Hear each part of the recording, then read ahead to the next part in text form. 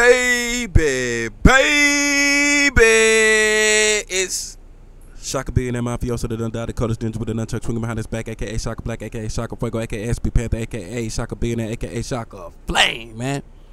And we know that Terrence Bud Crawford recently made history by catching the big fish, right? But what we gonna do is we're gonna react to a video detailing how he made history, because I know it's a lot of excuses floating around on the net, and that's cool. That's cool. That's gonna make a rematch viable, because we seen that it's levels to this ish. You know what I'm saying? But shout out to Texas. You feel me? Shout out to Dallas. You feel me? Spence still my boy. You know what I'm saying? But it's just Terrence ain't getting the type of love that Spence get, win, lose, or draw. But we're gonna keep it funky. Like my boy Showbiz said, be a fan of boxing, not a boxing fan. See, we got too many fanatics right now, especially when it comes to Naoya Inoue. You feel me? And Spence too.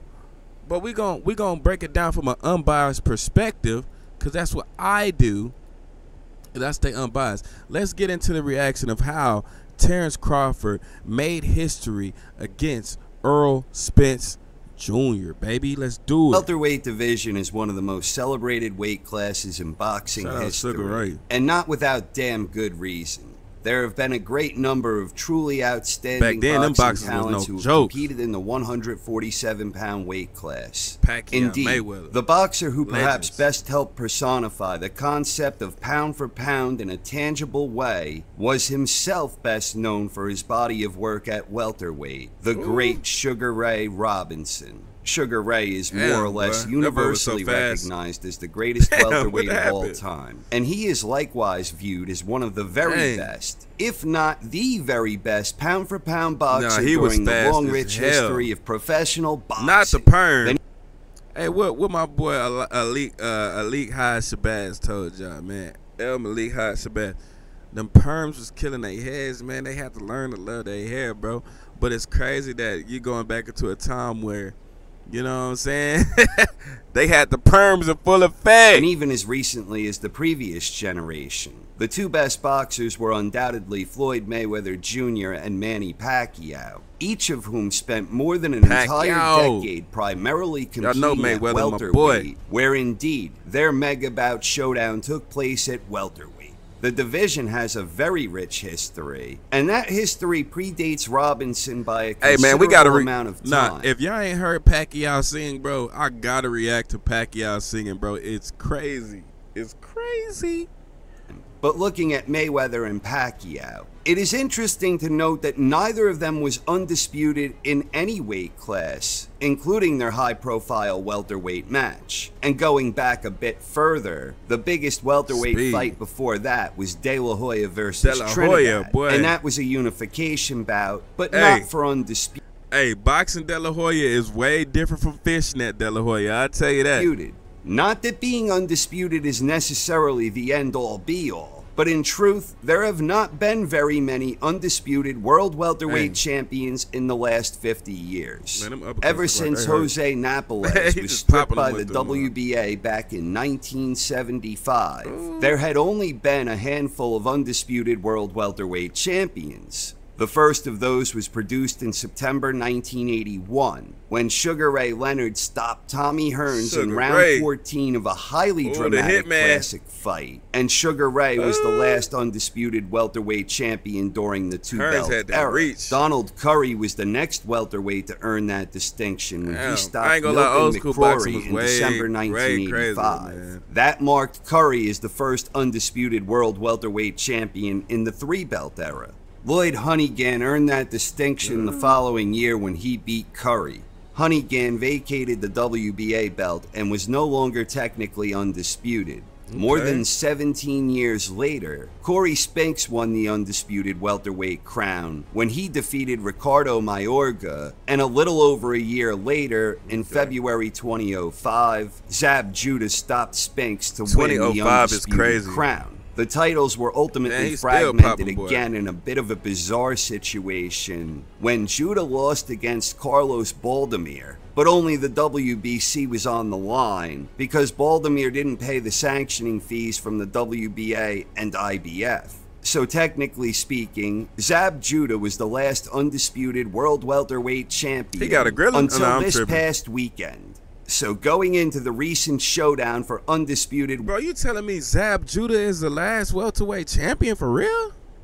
That's crazy. Welterweight supremacy between Errol Spence Jr. and Terrence Bud Crawford. Oh, this is, it had been that was a student of the game fight for real. We had an undisputed world welterweight champion. Eerily similar to the gap we saw between Honeyghan and Spinks. And to date, ever since Bernard Hopkins became the godfather of the modern four-belt era back in September 2004, we had never had an undisputed welterweight champion. If this man say 2004 and 20, just say 04, champion during the modern four-belt era. Those were mighty stakes at play going in.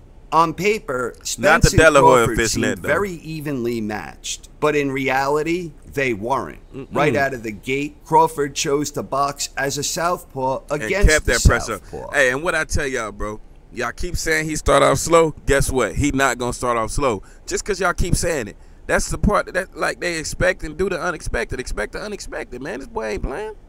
Crawford was sharper with his punches and better at deflecting any incoming fire. Spence was throwing more, but Crawford seemed more measured in his approach.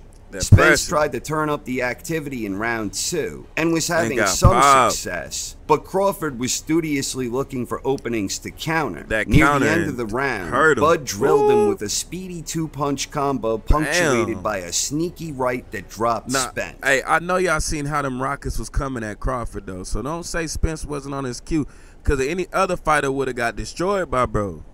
Spence did his best to rebound in round 3, but Crawford remained too sharp with his well-disguised counterattacks. It was becoming apparent that Spence was in trouble. For Spence to win, he needed Crawford to get off to a typically slow start. But by round 4, it had become clear that that wasn't happening. Indeed, Bud got off to a spectacular start, this was a great where fight his to watch. Impeccable timing and razor-sharp pinpoint accuracy were on full display under the big spotlight for the entire boxing world to see. He popped that ear right there, knocked the equilibrium Spence continued exhibiting championship heart, but he appeared mighty flustered. Many of his punches were starting to stray well below the belt, but Bud remained cool, calm, and collected. He did hit him below the belt. By round 6, watching Bud systematically carve Spence up was like watching the very personification of the concept. Don't punch at your target, punch through it. Bud's accuracy with his power shots were a real thing of beauty.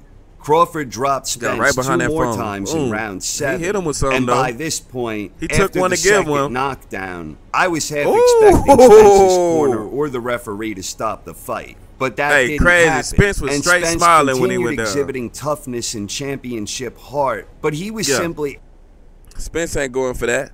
Spence ain't going for that. You think Spence gonna get knocked down, bro, and it's gonna be a count? Nah, Spence got right back up, boy. Outgunned and overmatched. Crawford's strengths acted like kryptonite to every aspect of the game Spence usually does well right there, that's when I wanted them to stop the fight.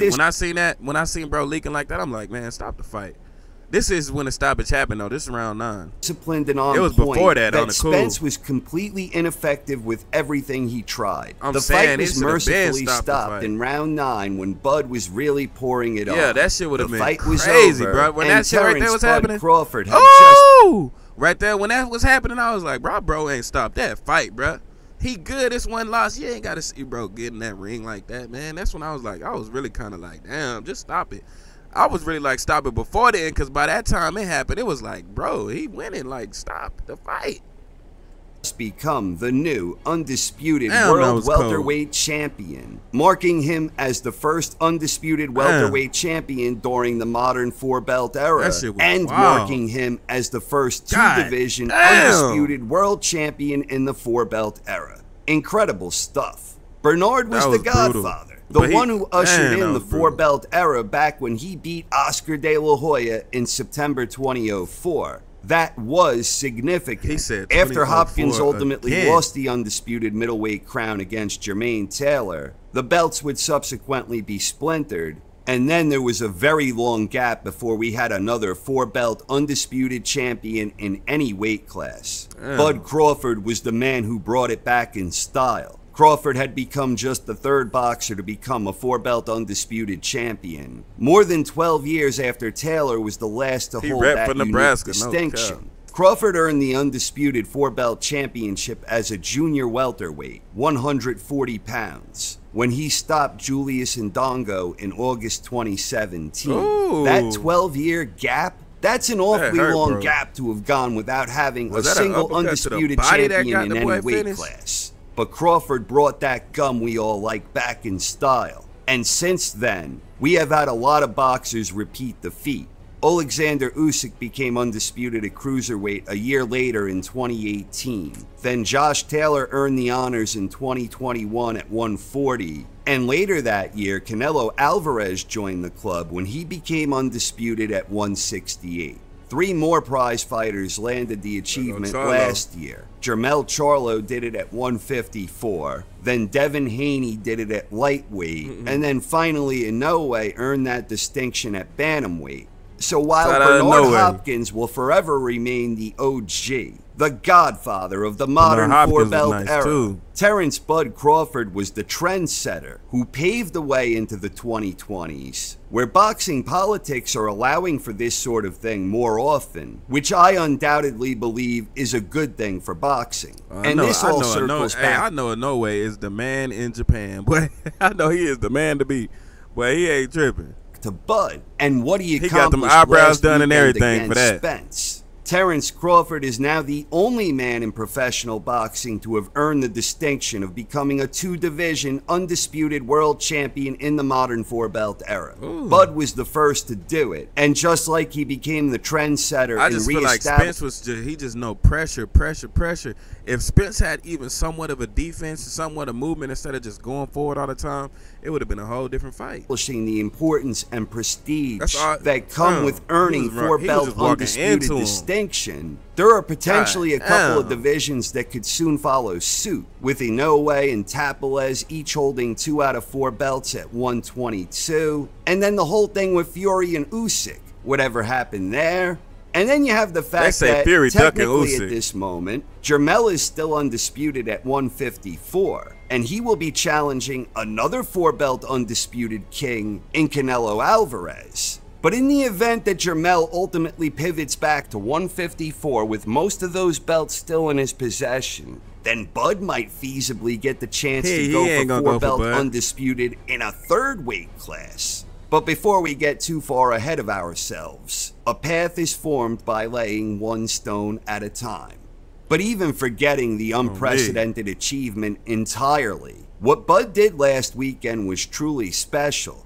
This was a fight that had been 5 or more years in the making, where demand started getting serious back when Crawford won his WBO welterweight title against Jeff Horn all the way back in June 2018. The damn near perfect and flawless performance from Bud was as dominant and one-sided as it gets between 2 fighters at the elite level. Going into this one, both of these guys were viewed among the top pound-for-pound boxers in the world. Both were undefeated, and this one was for all the welterweight marbles. Crawford made a tremendous statement, to the point that I believe he is clearly the top guy in boxing right now. Guys like Inoue and Usyk are certainly still a huge part of that discussion. But in terms of top victory, in my opinion, neither Usyk nor Inoue have a win of that caliber on their ledgers at this time. So he said it himself. So all the Naoya fans, bruh, calm down. I'm a fan of boxing, not a boxing fan, right? I like Spence, I like Crawford, I like Inoue, all right?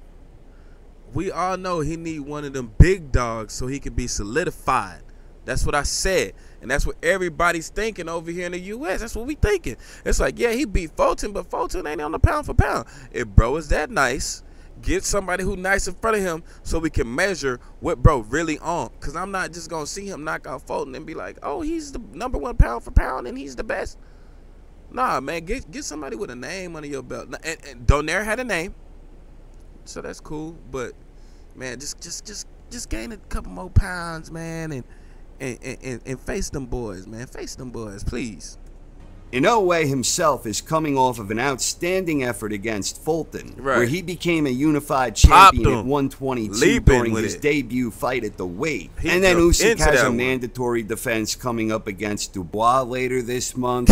It's a funny thing, because 4 days earlier, the talk in boxing circles was, how could Spencer Crawford top what Inoue just did against Fulton? How could they and then not? Bud marched out there like a complete and total badass, and he took care of business in methodical fashion, cool as an assassin. In truth, however, determining a pound-for-pound king in the post-Mayweather era has been a tricky proposition. There have been a lot of guys competing for that top spot. Many who had arguably reached the pinnacle, but it's usually been a brief stint at the top. You had Andre Ward, Chocolatito, Gennady Golovkin, Vasily Lomachenko, Canelo Alvarez, and then, of course, Inoue and Usyk. And then Bud himself has been highlighted in this hypothetical discussion as well. And Bud has been a big part of that conversation for more than 8 years now. That was a good At the fight. very least, I believe Bud has clearly solidified himself as the greatest welterweight in the post-Mayweather and Pacquiao era. And indeed, he's got to be right at or very near the top of the best boxers since those two legends, period.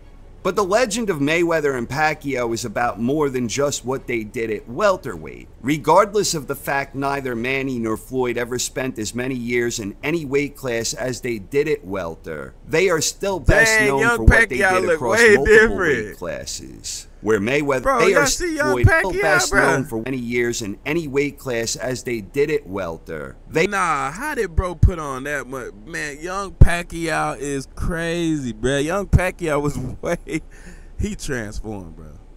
That's ridiculous. See, now, if Pacquiao can put on his weight like that, and I ain't talking about with all the extras, we ain't gonna, you know what I'm saying? Inoue can do it too, and be great. And be all-time great. Let's see him be all-time great. Simple. They are still best known for what they did across multiple weight classes, where Mayweather won championships across 5 different weight classes, and Pacquiao won championships and rightful lineages across 8 different divisions. Bud does not have as many as either of those two, but Crawford's claim as a 3-weight champion is significant. Not that the distinction itself is significant, as those types of things have gotten more common with the growing number of divisions and alphabet bodies, but the manner of his 3 championships, where he completely cleaned out 140 and the especially prestigious 147, Bud has undoubtedly left his mark in boxing history. And the best thing about it is that his career ain't over yet. And based on his outstanding performance against Spence, he did not appear to be showing. I'm going to keep it 100. The way Spence was throwing them, regular fighters would have been toasted. Straight up. Any real signs of age. His cool, calm, composed demeanor combined with his impeccable boxing IQ and timing will continue to make Bud a force to be reckoned with for the foreseeable future. Circling back to the great Sugar Ray Robinson, what made Robinson such a legendary timeless figure in boxing history was the fact that he proved himself as the best of his era on a consistent basis, where he displayed extraordinary aptitude for his craft. Now, one thing about him, he's gonna have a perm in his head. And that is the standard for greatness. And that is all we can ask from any boxer in any era. And Terrence Bud Crawford is doing exactly that right now in this era.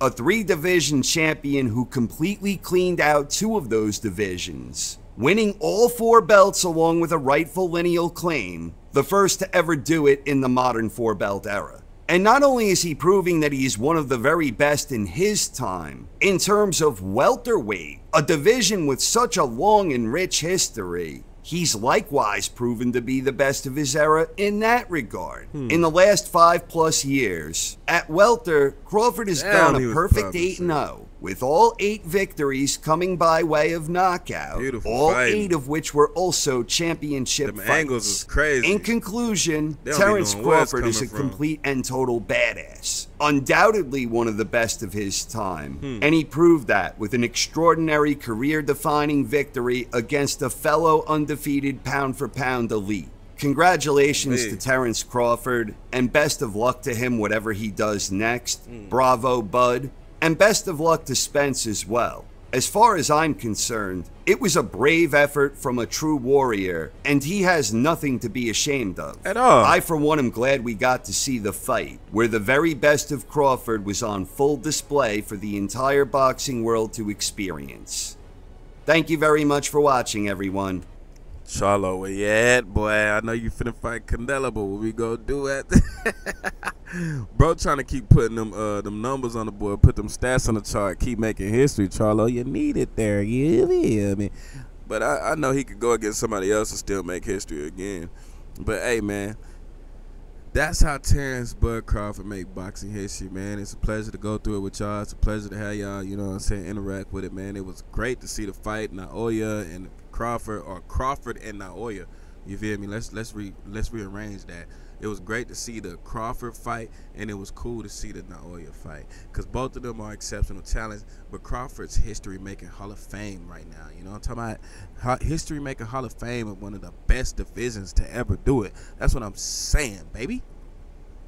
But it's Shaka being that mafioso that done died, the coldest ninja with a nunchuck swinging behind his back, a.k.a. Shaka Black, a.k.a. Shaka Fuego, a.k.a. Shaka Billionaire, a.k.a. Shaka Fame. Whoa. Y'all like, comment, subscribe, dislike, and subscribe, describe. Do what you do, man. It's your boy. I'm here for it, man. Peace.